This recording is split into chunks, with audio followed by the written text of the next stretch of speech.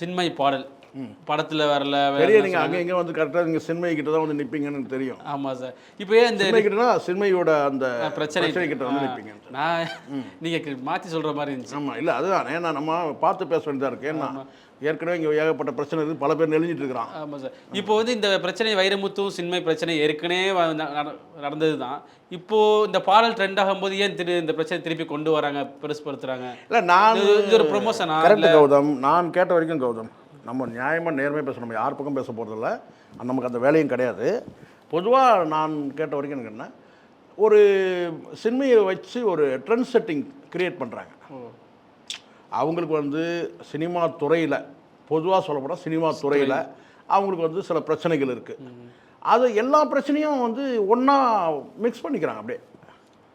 அப்படியே இந்த சொல்கிறாங்கல்ல. ஆமாம், நீங்கள் வந்து வத்த குழம்பு, மீன் குழம்பு, அப்புறம் வந்து கட்டினா கருவாட்டு குழம்பு, சாம்பார், ரசம், இந்த சுண்டை குழம்புன்னு ஒன்று சொல்லுவாங்க, தெரியுமா உங்களுக்கு? சாப்பிட்டுக்கிறீங்க நீங்கள்?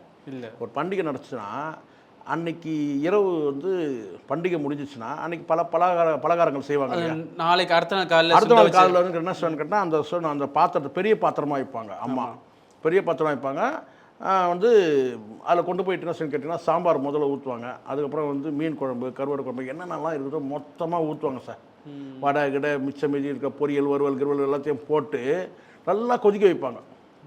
இல்லை ஃபுல் ஹை டெம்பரேச்சரில் வந்து கொதிச்ச பிறகு கட்டினா சுண்டை குழம்பு கிரேவி மாதிரி ஆகிடும்னு வச்சுக்கோங்க. மறுநாள் காலைக்கு வந்து பார்த்திங்கன்னா வந்து ஏதோ சாதம் வடிச்சோ இல்லை வந்து இட்லியோ தோசையோ அதை ஊற்றி சாப்பிட்டோம்னா ஒரு சிலருக்கு நல்லாயிருக்கும், ஒரு சிலருக்கு என்னையா இது அப்படின்ற மாதிரி இருக்கும்.